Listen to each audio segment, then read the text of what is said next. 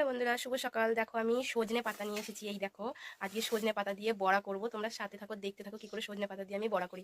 আমাদের সজনে গাছ আছে, সেখান থেকে ভাবলাম সজনে একটু পাতা তুলে পাতাটা নিয়ে এসে আমি বড়া করা যাবে। আজকে দেখে ডাল হবে, আলু তারপরে সিদ্ধ হবে, এই কারণে বেছে বড়াটাও করে কুটে নেবো। দেখতে নিয়েছি, থাকো। কারণ সজনে গাছে অনেক শুঁয়াপোকা হয়, এই পাতাতে কিন্তু ডিমও পাড়তে পারে। এই কারণে বন্ধুরা তোমরা কিন্তু সবাই ধুয়ে নেবে ভালো করে, আবার দেখেও কিন্তু নেবে পাতাটা। আমি কিন্তু কিছু কিছু জায়গায় মুখে ভয়েস করেছি, আর পরে আমি ভয়েসটা এর দিয়েছি। মধ্যে আছে তোমার আদা, রসুন, পেঁয়াজ কুচি আর লঙ্কা কুচি দিয়েছি। দিয়ে দেবো এখন, এটা আমি হচ্ছে বেসন, এটা দিয়ে দেবো সামান্য একটু নুন, দিয়ে দেবো হলুদ গুঁড়ো, দিয়ে দেবো একটু লঙ্কা গুঁড়ো, দিয়ে দেবো একটু ভাজা জিরে, সামান্য একটু কালো জিরে দিয়ে দেবো টেস্টের জন্য। এটাকে ভালো করে চটকে চটকে মেখে নেব। দেখো ভালো করে চটকে চটকে মেখে নিয়েছি। আমি কিন্তু সামান্য একটু পানি দিয়েছি, না দিলে মাখানো যাচ্ছে না। ভালো করে মেখে নিতে হবে।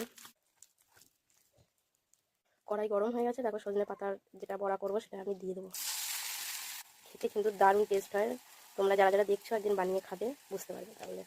আমি কিন্তু এটা সাদা তেলে করছি। সর্ষের তেলেও ভালো হয়, সাদা তেল ছিল তাই করে নিচ্ছি।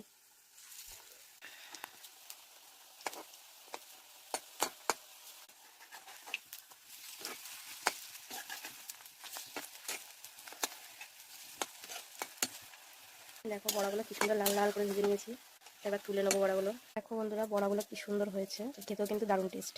তোমরা ট্রাই করে দেখবে।